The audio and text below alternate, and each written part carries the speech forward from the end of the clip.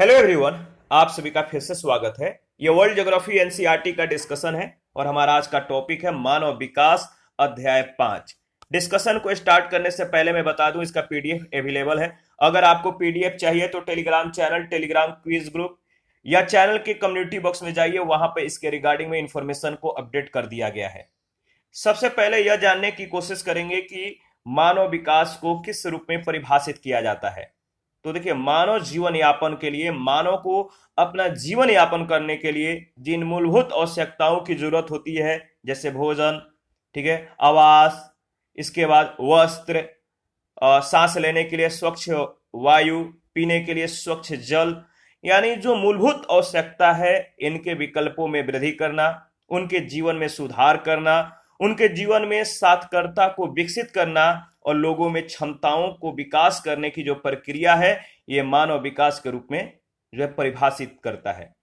ये मानव विकास के रूप में जाना जाता है और किसी भी देश की जो वास्तविक परिसंपत्ति होता है, उसके मानव संसाधन होते हैं, ह्यूमन रिसोर्सेज होते हैं। विकास का जो लक्ष्य है, मानव जीवन को साधन और सुविधा संपन्न बनाना होना चाहिए। प्रारंभ में अगर बात करें तो प्रति व्यक्ति आय में वृद्धि को ही किसी देश के विकास का मुख्य मापक माना जाता था। यानी प्रति व्यक्ति आय अधिक तो उस देश का विकास ज्यादा, और प्रति व्यक्ति आय कम तो उस देश का विकास कम जो है माना जाता था। कुछ संशोधित रूप में विश्व बैंक ने भी मानव विकास का आधार बनाया है, ठीक है, मानव विकास का आधार बनाया है, लेकिन यह अत्यधिक संकीर्ण विधि है, क्योंकि ऐसे कई देश हैं जिनके प्रति व्यक्ति आय तो बहुत अधिक है, लेकिन वहां के लोगों का सामाजिक, धार्मिक, तकनीकी और संस्थागत दृष्टिकोण अत्यंत रूढ़िवादी और परंपरागत है। इसके अतिरिक्त वहां का जो सामान्य जीवन स्तर है वो भी निम्न है, जैसे ओपेक के देश। 1990 में दो विश्व प्रसिद्ध अर्थशास्त्री महबूब उल हक, ये पाकिस्तानी है, ठीक है, और प्रोफेसर अमर्त्य सेन, ये नोबेल पुरस्कार विजेता थे, ये भारतीय हैं। इन दोनों ने मानव विकास की अवधारणा को प्रस्तुत किया। डॉक्टर महबूब उल हक के अनुसार अगर बात करें तो विकास का संबंध लोगों के विकल्पों में वृद्धि से है, जिससे वे आत्मसम्मान के साथ दीर्घ और स्वस्थ जीवन को व्यतीत कर सकें। सभी प्रकार के विकास का प्रमुख केंद्र बिंदु मानव है। मानव के विकल्प स्थिर नहीं बल्कि परिवर्तनशील है, चेंज होते रहते हैं। विकास का मुख्य उद्देश्य ऐसे परिस्थितियों को पैदा करना होता है जिसमें लोग सार्थक जीवन को व्यतीत करने में सक्षम हो सकें। डॉक्टर अमर्त्य सेन के अनुसार अगर बात करें तो विकास का मुख्य उद्देश्य स्वतंत्रता में वृद्धि या परतंत्रता में कमी करना है। स्वतंत्रताओं में वृद्धि विकास का सर्वाधिक प्रभावशाली माध्यम है। स्वतंत्रता की वृद्धि में सामाजिक और राजनीतिक संस्थाओं और प्रक्रियाओं का महत्वपूर्ण स्थान होता है। बाद में यह माना जाने लगा कि यदि किसी देश का आर्थिक कल्याण या वहां के लोगों के जीवन के गुणवत्ता में अपेक्षित सुधार हो, तभी उसे आर्थिक विकास कहा जाएगा। आर्थिक विकास और मानव विकास में मूलभूत अंतर यह होता है, क्या अंतर होता है? तो याद रखिएगा कि मूलभूत अंतर यह होता है कि जहां आर्थिक विकास के सारे प्रयास आय बढ़ाने के उद्देश्य से प्रेरित होते हैं, यानी आर्थिक विकास के जितने भी प्रयास होते हैं आय को बढ़ाना, इनकम को बढ़ाने के उद्देश्य से जो है प्रेरित होते हैं, वहीं मानव विकास का ध्यान मानव जीवन के सभी पक्षों का सर्वांगीण विकास करने पर होता है। ये पक्ष आर्थिक, सामाजिक, राजनैतिक और सांस्कृतिक हो सकते हैं। मानव विकास का उद्देश्य क्या है, इसके बारे में हम लोग डिस्कस करेंगे। मानव विकास का उद्देश्य मानव की क्षमता, सामर्थ्य एवं मानवीय योग्यताओं में वृद्धि करना है। मानवीय सामर्थ्य का अर्थ उन सभी कार्यों को करने की क्षमता से है जिससे मानव का जीवन सरल और सुखमय हो सके। व्यक्तिगत अधिकार तथा स्वतंत्रता मानव विकास के क्रम में बहुत महत्व रखते हैं, लेकिन ऐसे अधिकारों का एवं स्वतंत्रताओं का उपभोग कर, जो उपभोग होता है या इसका प्रयोग कर सकने की स्वतंत्रता एक बड़े वर्ग को जो है प्राप्त नहीं है, क्योंकि वे गरीब हैं, बीमार हैं, निरक्षर हैं, साक्षर नहीं है। सामाजिक भेदभाव के कारण अब मतलब कि ये उपेक्षित हैं। मानव व प्रकृति के मध्य आक्रामक संघर्ष से आतंकित हैं अथवा राजनैतिक पहचान से ये वंचित हैं। अर्थशास्त्री पॉल एस्ट्रीटेन के अनुसार अगर बात करें तो मानव विकास के 6 कारक हैं। पहला, विकास के प्रयासों का अंतिम लक्ष्य मानव जीवन की दशाओं में सुधार करना, लोगों के द्वारा उन्हें जो है स्वयं को विकसित करने के लिए अधिक से अधिक विकल्पों को उपलब्ध कराना है। मानव विकास उच्चतम उत्पादकता का एक उत्तम साधन है। एक सुपोषित, स्वस्थ, सुशिक्षित, कुशल और जागरूक श्रमिक शक्ति सर्वाधिक उत्पादक परिसंपत्ति है। अतः उत्पादकता के आधार पर इस क्षेत्र में किया गया पूंजी निवेश न्याय संगत है। देखिए, इससे जनसंख्या वृद्धि दर में कमी लाने में सहायता मिलती है। मानव विकास का भौतिक पर्यावरण से मैत्रीपूर्ण संबंध है, क्योंकि जब गरीबी घटती है तो जंगलों की कटाई, मरुस्थलीकरण और मृदा अपक्षरण एवं अपरदन में कमी आती है। ठीक है, मनुष्य की गरीबी और रहन सहन की दशाओं में सुधार से एक स्वस्थ नागरिक समाज के निर्माण और उसमें अधिकतम जो है स्थिरता लाने में सहायता मिलती है। छठा जो कारक है, मानव विकास से सामाजिक अस्थिरता में कमी और राजनीतिक स्थिरता को बढ़ाने में जो है सहायता मिलती है, याद रखिएगा। इसके बाद अगर बात करें तो नेक्स्ट है मानव विकास सूचकांक, ह्यूमन डेवलपमेंट इंडेक्स, HDI। मानव विकास सूचकांक एक संयुक्त सूचकांक है जिसके द्वारा अगर बात करें तो किसी देश के मानव विकास की औसत उपलब्धियों को मापा जाता है। मानव विकास की औसत जो उपलब्धियां हैं, जितना विकास हुआ है, उनको मापा जाता है। मानव विकास सूचकांक का मान 0 से 1 के बीच होता है। जिस देश के सूचकांक का मान जितना अधिक होता है, वह देश जो होता है मानव विकास सूचकांक के श्रेणी में जो है मतलब कि उतना ही अधिक उच्च स्तर पर होता है। उसका जो वर्ग या जो उसका प्रेफरेंस होता है वो काफी ऊंच होता है। मानव विकास सूचकांक की जो गणना है, गणना जो है निम्नलिखित 3 आयामों और इंडिकेटर्स का जो है प्रयोग किया जाता है।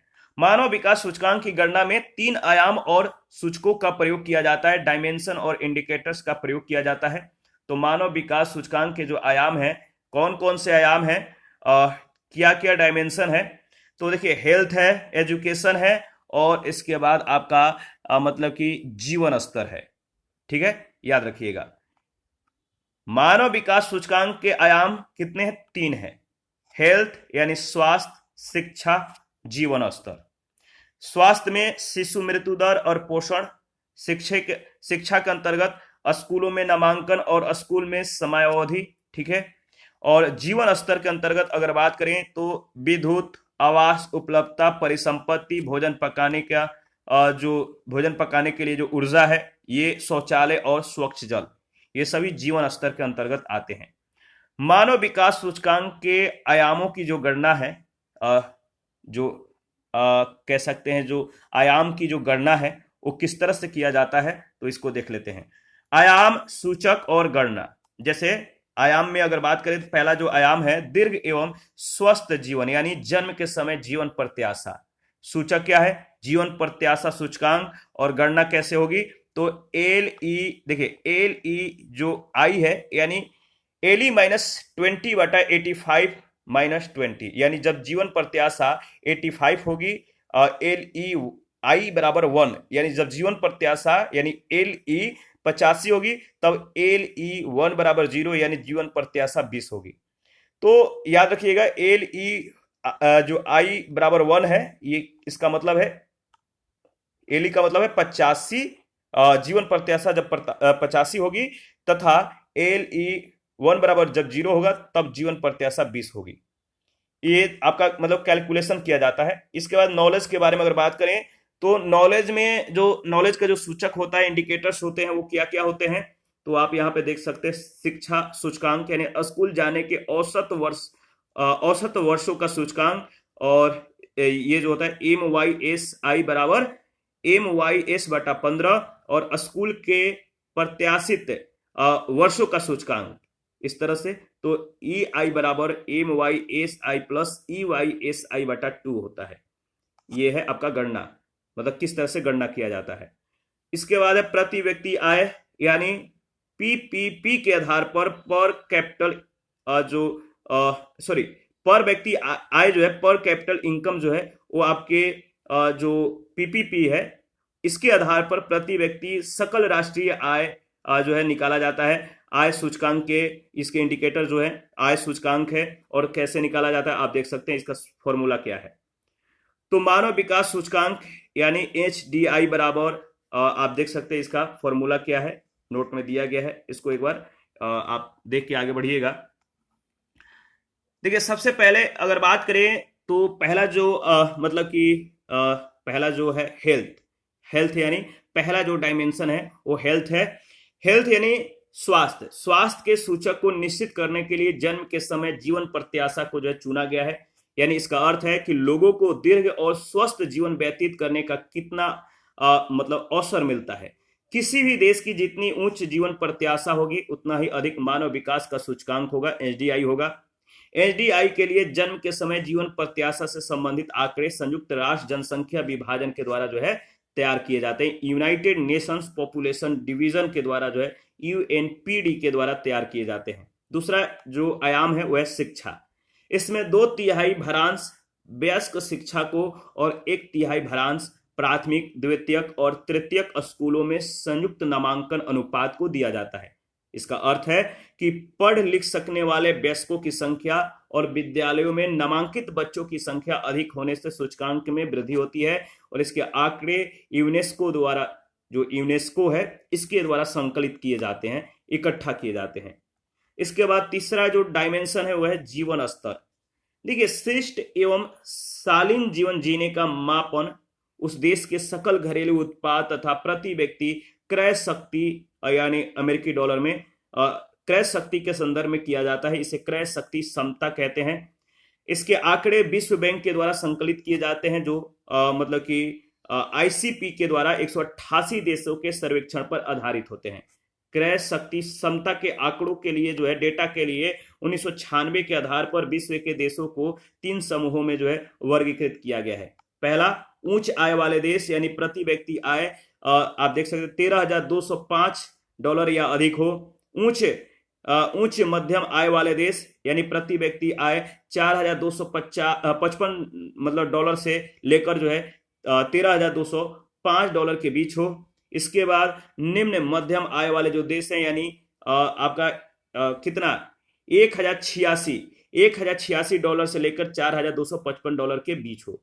निम्न आय वाले देश अगर इनके तहत अगर बात करें, निम्न आय वाले जो देश हैं, चौथा प्रति व्यक्ति आय $1,085 से कम, ठीक है, ये चौथा है। तो याद रखिएगा, एक न्यूनतम प्रति व्यक्ति आय की अवस्था के बाद अन्य 2 सूचकों का महत्व जो होता है मानव विकास सूचकांक के निर्धारण में बढ़ जाता है। मानव विकास सूचकांक उपयुक्त वर्णित सभी आयामों का संपूर्ण योग्य मात्र होता है। यह मानव विकास के सर्वांगीण विकास को प्रस्तुत नहीं करता है, बल्कि यह परंपरागत विकास मापक आय से हटकर विकास के दशाओं में हुए सकारात्मक वृद्धि को दर्शाने का प्रयत्न करता है। यह प्रदर्शित करता है कि मानव विकास के प्रमुख क्षेत्रों में क्या उपलब्धियां प्राप्त की गई हैं। यह सूचकांक एक प्रकार का पैमाना है, पैरामीटर है, जो मानव कल्याण के उपागमों में हो रहे परिवर्तनों को मापता है, ठीक है, और देश के भिन्न भिन्न भागों में हो रहे परिवर्तन की प्रवृत्ति की तुलनात्मक स्थितियों को प्रदर्शित करने में यह सहायता करता है, यह सहायक होता है। देखिए इसके बाद अगर बात करें तो मानव विकास रिपोर्ट, ह्यूमन डेवलपमेंट रिपोर्ट क्या है। 1990 से यूनाइटेड नेशंस डेवलपमेंट प्रोग्राम यानी यूएनडीपी द्वारा प्रति वर्ष मानव विकास सूचकांक की एक रिपोर्ट जो है प्रकाशित किया जाता है, जो मानव विकास रिपोर्ट कहलाता है। संयुक्त राष्ट्र विकास कार्यक्रम का मुख्यालय याद रखिएगा न्यूयॉर्क यानी संयुक्त राज्य अमेरिका में स्थित है। न्यूयॉर्क में ये अवस्थित है, यूएसए में, और इसकी स्थापना 1965 में की गई थी। इसके अंतर्गत विश्व के सभी देशों में हो रहे मानव विकास को जो है सुनिश्चित किए गए पैमाने के आधार पर 4 श्रेणियों में वर्गीकृत किया जाता है। अति उच्च मानव विकास वाले देश यानी 0.800 और उससे अधिक, उच्च मानव विकास वाले देश यानी 0.700 से 0.799 तक, मध्यम विकास वाले जो देश हैं 0.550 से 0.699 तक, और निम्न मानव विकास वाले जो देश है यानी 0.550 से कम। मानव विकास जो रिपोर्ट है 2020, इसके बारे में हम लोग डिस्कस करेंगे। यूएनडीपी के द्वारा संयुक्त राष्ट्र विकास कार्यक्रम के द्वारा 10 दिसंबर 2020 को जो है वर्ष 2019 के आंकड़े पर आधारित मानव विकास रिपोर्ट 2020 जारी की गई। इस रिपोर्ट के अंतर्गत जारी मानव विकास सूचकांक 2019 के अनुसार विश्व के कुल 189 देशों में भारत को जो है 131वें स्थान प्राप्त हुआ है। भारत 131वें स्थान पे है मानव विकास रिपोर्ट में। देखिए, मानव विकास रिपोर्ट का जो थीम था, अगला मोर्चा मानव विकास और एंथ्रोपोसिन। इनमें इस रिपोर्ट में कुल कितने देश शामिल थे? 189 देश, याद रखिएगा। मानव विकास रिपोर्ट 2020 में शामिल 189 देशों को उनके मानव विकास सूचकांक मूल्य के आधार पर जो है एचडीआई मूल्य के आधार पे निम्नलिखित 4 भागों में बांटा गया है। मानव विकास की 4 श्रेणियां व सम्मिलित जो देश हैं, जैसे अति उच्च मानव विकास वर्ग में जो सम्मिलित देश हैं, नॉर्वे है, स्विट्जरलैंड है, ऑस्ट्रेलिया है, आयरलैंड है, जर्मनी है, यूएसए है, ब्रिटेन, रूस आदि हैं। उच्च मानव विकास वाले वर्ग में ईरान, तुर्की, मैक्सिको, श्रीलंका, ब्राजील, चीन, मालदीव, उज्बेकिस्तान, लीबिया आदि है। निम्न मानव विकास वाले वर्ग में अफगानिस्तान है, बुरुंडी है, चाड है, दक्षिणी सूडान है, मध्य अफ्रीका गणराज्य है, नाइजर आदि है। और मध्यम मानव विकास वाले वर्ग में कौन कौन से देश हैं? तो दक्षिण अफ्रीका है, मिस्र है, इंडोनेशिया है, इराक है, भारत, भूटान, बांग्लादेश, म्यांमार, नेपाल, पाकिस्तान आदि। याद रखिएगा, भारत मध्यम मानव विकास वर्ग में आता है। इसके बाद मानव विकास सूचकांक 2020, इसके जो शीर्ष 5 देश हैं, इस रिपोर्ट के आधार पे जो शीर्षक 5 देश हैं वो कौन कौन से हैं? तो शीर्ष 5 देश हैं। पहला स्थान नॉर्वे को प्राप्त है, इसके बाद Switzerland, Ireland, Germany, Hong Kong. Bharat को इस सूचकांक में, मानव विकास सूचकांक में भारत को 131वें स्थान प्राप्त हुआ है। मानव विकास रिपोर्ट 2020 में भारत की जो स्थिति है, आप देख सकते हैं एचडीआई मूल्य में इसको जो है विश्व में 131वां स्थान दिया गया है। जीवन प्रत्याशा में अगर जीवन प्रत्याशा के संदर्भ में अगर बात करें तो भारत का जो जीवन प्रत्याशा है 69.7 वर्ष, जिसमें महिला का 71 और पुरुषों का 68.5 वर्ष। ठीक है। प्रति व्यक्ति सकल राष्ट्रीय आय आप देख सकते हैं $6,681। ठीक है। इसके बाद लैंगिक विषमता सूचकांक में विश्व में भारत को जो है 123वां स्थान प्राप्त है। ठीक है। इसके बाद विषमता समायोजित एचडीआई में आप देख सकते हैं इनइक्वालिटी एडजस्टेड एचडीआई, इसका जो मान है आप देख सकते हैं। मानव विकास रिपोर्ट के जो स्वरूप हैं इसके बारे में डिस्कस कर लेते हैं। पहला है असमानता समायोजित मानव विकास सूचकांक। असमानता समायोजित मानव विकास सूचकांक यानी inequality adjusted human development index, इसे वर्ष 2010 में प्रारंभ किया गया था। यह माना गया कि विषमताएं जीवन की गुणवत्ता पर विपरीत प्रभाव डालती है, क्वालिटी ऑफ लाइफ पर जो है मतलब कि विपरीत प्रभाव डालती है, निगेटिविटी लाती है, और ऐसी अवस्था में एचडीआई में उनका समायोजन आवश्यक है। देखिए, विषमता समायोजित जो है एचडीआई निकालने के लिए, विषमता समायोजित एचडीआई निकालने के लिए एचडीआई में शामिल किए गए प्रत्येक मानकों के आधार पर संबंधित राष्ट्र में व्याप्त विषमताओं का पता लगाया जाता है। उनके आधार पर एचडीआई के मूल्य को नीचे लाया जाता है। जैसे में भारत का वर्ष 2019 का एचडीआई मान जो है वह 0.645 है। ठीक है। 2020 में जो जारी किया गया कितना है? तो याद रखिएगा 0.645 है। और इसके बाद अगर बात करें तो यदि इसमें विषमताओं को समायोजित किया जाए तो एचडीआई का मूल्य 0.537 आएगा। इस प्रकार विषमताओं के कारण भारत का एचडीआई मूल्य 26.4% नीचे चला जाता है। दूसरा है जीवन का भौतिक गुणवत्ता सूचकांक। देखिए, जीवन के जो भौतिक गुणवत्ता सूचकांक है इसके प्रतिपादन का जो श्रेय है संयुक्त राष्ट्र अमेरिका के एक निजी संस्थान ओवरसीज विकास परिषद को दिया जाता है। इस सूचकांक में विभिन्न देशों को उनके उपलब्धियों के आधार पर 1 से 10 तक सूचकांक प्रदान किए जाते हैं। यह सूचकांक निम्नलिखित चरों पर जो है निर्भर करता है। पहला है साक्षरता, दूसरा जन्म के समय जीवन प्रत्याशा, तीसरा शिशु मृत्यु दर। ठीक है। यहाँ पे जो है फॉर्मूला दिया गया है। साक्षरता से आशय किसी देश की कुल जनसंख्या में साक्षर लोगों के प्रतिशत से है, परसेंटेज से है। इस सूचकांक के अनुसार जीवन प्रत्याशा अधिक होनी चाहिए, शिशु मृत्यु दर कम होनी चाहिए, साक्षर लोगों का प्रतिशत अधिक होना चाहिए। यह विकास का सूचक है क्योंकि इसके लिए उच्च आय और उच्च सुविधाओं की आवश्यकता होती है। तीसरा है लैंगिक विकास सूचकांक। देखिए, लैंगिक यानी जेंडर डेवलपमेंट जो इंडेक्स है, जेडीआई, वर्ष 1995 में यूएनडीपी के द्वारा विकसित किया गया था। तो लैंगिक विकास सूचकांक यूएनडीपी के द्वारा 1995 में विकसित किया गया। लैंगिक दृष्टि से यह एचडीआई से बेहतर सूचकांक है, जो स्त्रियों और पुरुषों के बीच मानव विकास की भिन्नता के स्तर का पता लगाना संभव बनाता है। यानी यह मानव विकास के सटीक पहचान करता है, इसीलिए इसे मानव विकसित सूचकांक भी कहा जाता है। इसे निम्नलिखित सूत्र द्वारा जो है ज्ञात किया जाता है। लैंगिक विकास सूचकांक बराबर होता है महिलाओं के लिए या महिलाओं हेतु मानव विकास सूचकांक बटा पुरुषों के लिए मानव विकास सूचकांक। ठीक है। लिंग आधारित विषमता सूचकांक क्या है? लिंग आधारित विषमता सूचकांक महिला और पुरुष वर्ग के शिक्षा सूचकांक, जीवन प्रत्याशा सूचकांक, आय सूचकांक के औसत का अंतर होता है। लिंग आधारित विषमता सूचकांक बराबर 1/3 यानी जीवन प्रत्याशा सूचकांक प्लस शिक्षा सूचकांक प्लस आय सूचकांक। लिंग आधारित विषमता सूचकांक की गणना के लिए सर्वप्रथम जन्म के समय महिला और पुरुष की अलग अलग जीवन प्रत्याशा को जो है ज्ञात किया जाता है। महिला की जीवन प्रत्याशा को आधार रूप में लिया जाता है, क्योंकि महिलाओं की जीवन प्रत्याशा अधिक जो है स्थिर होती है। पुरुष और महिला के ज्ञान या मानसिक विकास की जानकारी के लिए दोनों के लिए अलग अलग जो है शिक्षा सूचकांक ज्ञात किए जाते हैं। देखिए, जीवन जो स्तर है, जो जीवन स्तर की जानकारी, इसके लिए आय सूचकांक ज्ञात किया जाता है।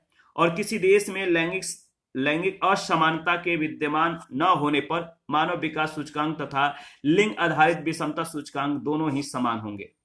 इसके बाद है लैंगिक सशक्तिकरण मापन। देखिए, जीईएम भी 1995 में यूएनडीपी के द्वारा विकसित किया गया था। जीईएम जेंडर एम्पावरमेंट मेजर्स, यानी जीईएम यूएनडीपी के द्वारा 1995 में विकसित किया गया। इसमें 3 प्रकार के अधिकारों को जो है शामिल किया गया है। इसके जो राजनैतिक अधिकार हैं, पॉलिटिकल जो राइट्स हैं, मत देने का अधिकार है, चुनाव लड़ने का अधिकार है, नकारने का अधिकार है और चुने हुए प्रतिनिधि को वापस बुलाने का अधिकार है। दूसरा जो है इसके राइट जो दूसरा है इकोनॉमिक राइट्स, यानी आर्थिक अधिकार। इसमें क्या क्या चीजें हैं? तो कानून एवं योजनाओं के लागू होने में महिलाओं की भागीदारी, रोजगार, स्वरोजगार आदि में महिलाओं का हिस्सा। सामाजिक अधिकार यानी सोशल राइट्स के बारे में अगर बात करें तो इसमें आएगा सरकारी योजनाओं और कार्यक्रमों से लाभ प्राप्त करने का अधिकार और सामाजिक सम्मान का अधिकार। इसके बाद है लैंगिक खुशहाली सूचकांक। ठीक है, लैंगिक खुशहाली जो सूचकांक है, इसकी शुरुआत यूएनडीपी के द्वारा 2010 में की गई थी। इस सूचकांक से महिलाओं की सामाजिक और पारिवारिक खुशहाली का पता चलता है। इस सूचकांक का जो उद्देश्य है घरेलू कार्य करने वाली महिलाओं को कामकाजी महिलाओं में बदलना, जिससे महिलाओं के घरेलू कार्यों को वाणिज्यिक दर्जा जो है प्राप्त हो सके। इसके बाद अगर बात करें तो इस सूचकांक से महिलाओं के दृष्टिकोण में परिवर्तन होगा, जिससे उनका सम्मान बढ़ेगा, उनकी पहचान भी बनेगी। देखिए, महिलाओं की जो स्थिति है, पहला है कामकाजी महिलाएं और घरेलू महिलाएं। कामकाजी महिलाएं इन मतलब कि जो कामकाजी महिलाएं होती हैं, इनका वाणिज्यिक महत्व होता है। जो घरेलू महिलाएं हैं, इनके कार्यों का वाणिज्यिक मूल्य नहीं है। इसके बाद है बहुआयामी गरीबी सूचकांक। बहुआयामी गरीबी सूचकांक जो है ये भी सूचकांक यूएनडीपी के द्वारा 2010 में विकसित किया गया।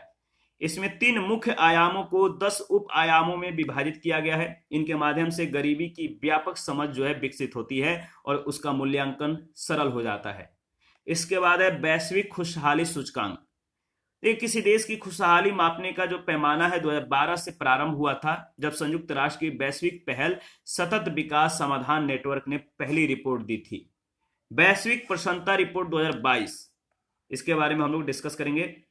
21 मार्च 2022 को संयुक्त राष्ट्र महासभा के नेतृत्व में संयुक्त राष्ट्र सतत विकास समाधान नेटवर्क के द्वारा सतत जो है मतलब कि जो सतत विकास समाधान नेटवर्क जो है, इसके द्वारा 7वीं विश्व प्रसन्नता रिपोर्ट 2022 प्रस्तुत की गई। तो 21 मार्च 2022 को संयुक्त राष्ट्र महासभा के नेतृत्व में संयुक्त राष्ट्र सतत विकास समाधान नेटवर्क के द्वारा यूएनएसडीएसएन के द्वारा 7वीं विश्व प्रसन्नता रिपोर्ट वर्ल्ड हैप्पीनेस रिपोर्ट 2022 को प्रस्तुत किया गया। इस रिपोर्ट में प्रसन्नता स्तर के आधार पर 146 देशों को जो है रैंक प्रदान की गई। इस सूची में पहले स्थान पे फिनलैंड, दूसरे स्थान पे डेनमार्क, तीसरे स्थान पे आइसलैंड, चौथे स्थान पे स्विट्जरलैंड, इसके बाद नीदरलैंड। ये शीर्ष 5 स्थानों पर रहने वाले देश है, जबकि लेसेथो 141, ठीक है, Botswana 142, Rwanda 143, Zimbabwe 144, Lebanon 145, Afghanistan 146। ये अंतिम 5 स्थान प्राप्त करने वाले देश हैं। इस सूची में अगर बात करें तो भारत 136वें स्थान पे है। तो याद रखिएगा, भारत जो वैश्विक प्रसन्नता रिपोर्ट है मतलब वर्ल्ड हैप्पीनेस जो रिपोर्ट है, इसमें भारत को 136वां स्थान दिया गया है, जो पिछले वर्ष 139वें स्थान पर था। यानी अब जो है इस 2022 में इस रिपोर्ट में भारत की जो रैंकिंग है घटी है। भारत के पड़ोसी देशों में नेपाल को 84, बांग्लादेश को 94, पाकिस्तान को 121वां जो है स्थान दिया गया है, श्रीलंका को 127वां स्थान। तो भारत का जो पोजीशन है इसको याद रखिएगा। इसके बाद अगर बात करें तो इस सूचकांक में विभिन्न देशों की स्थितियां जांचने के लिए 6 कारकों पर ध्यान दिया जाता है। जैसे पहला कारक है प्रति व्यक्ति सकल घरेलू उत्पाद यानी आय, स्वस्थ जीवन काल, सामाजिक सुरक्षा, विश्वास यानी सरकार और निजी कारोबार में भ्रष्टाचार को लेकर आम धारणा, आजादी यानी अपनी जिंदगी के फैसलों को लेने में लोग जितना स्वतंत्र जो है महसूस करते हैं वो है आजादी। इसके बाद उदारता, हाल में दिए गए चंदे, ये सभी उदारता के उदाहरण हैं। तो ये सभी जो है मानव को याद रखना है।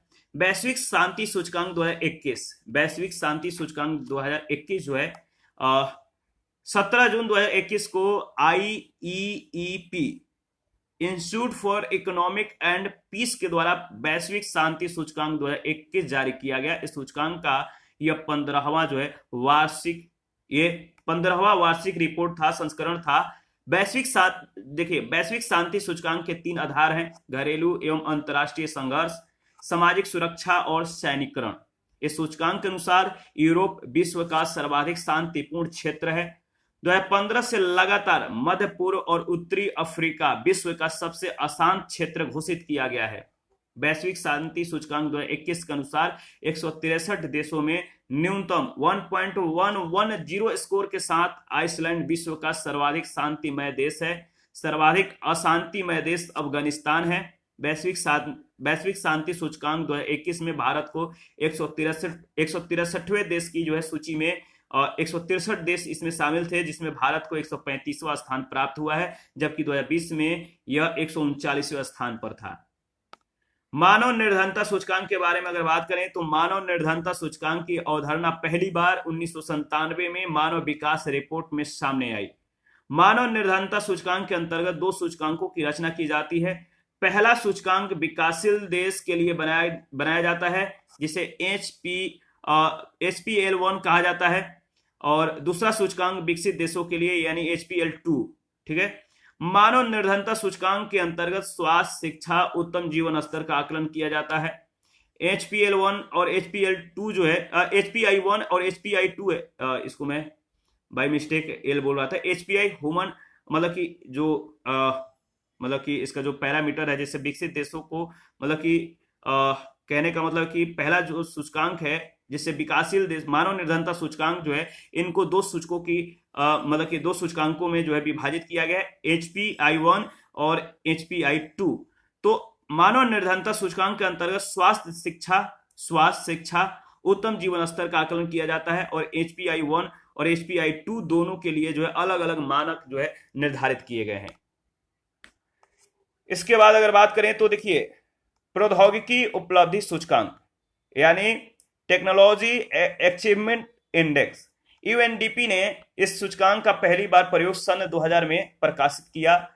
ठीक है, मानव विकास रिपोर्ट में इसको प्रकाशित किया था। यह एक ऐसा सूचकांक है जिसका उद्देश्य प्रौद्योगिकी के निर्माण और विस्तार तथा कुशल मानव श्रम के निर्माण में देशों की उपलब्धियों को व्यक्त करता है। यह सूचकांक जो है उपलब्धियों को 4 आयामों और 8 सूचकों में जो है मापता है।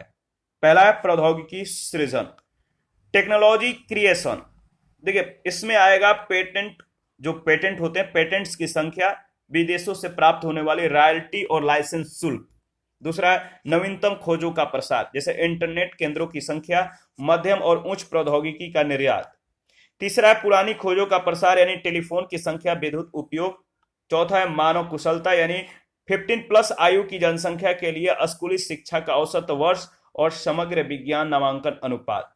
तकनीकी प्रगति सूचकांक, तकनीकी प्रगति का जो स्तर है आप देख सकते हैं, सीमांत देश का जो सूचकांक है 0.0 से 0.20।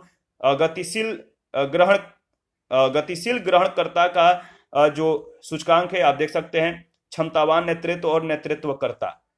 देखिए पर्यावरणीय नैतिकता के बारे में अगर बात करें तो पर्यावरणीय नैतिकता व्यवहारिक नीति शास्त्र की एक शाखा है। इसका तात्पर्य है कि मानवीय मूल्यों और नैतिक सिद्धांतों के आधार पर मनुष्य और उसके पर्यावरण के बीच संबंधों की एक ऐसी व्याख्या से जिसमें पर्यावरणीय नियम और सिद्धांत भी शामिल होते हैं। इसके माध्यम से व्यक्ति के कर्तव्य, स्व कर्तव्य का बोध होता है। मनुष्य को यदि सतत विकास के लक्ष्य को प्राप्त करना है, मनुष्य को यदि सस्टेनेबल डेवलपमेंट को प्राप्त करना है तो मनुष्य के लिए पर्यावरण की रक्षा एक नैतिक जिम्मेदारी बनती है और यहीं से पर्यावरणीय नैतिकता की शुरुआत होती है जो पर्यावरणीय संरक्षण पर जो है जाकर समाप्त होती है। इसी को ध्यान में रखते हुए राष्ट्रीय और अंतर्राष्ट्रीय स्तर पर हरित सकल घरेलू उत्पाद, हरित अर्थव्यवस्था जैसी अवधारणाओं का विकास किया गया है। देखिए इसके बाद है सतत विकास लक्ष्य 2030। इसको जो है नेक्स्ट सेशन में डिस्कस करेंगे।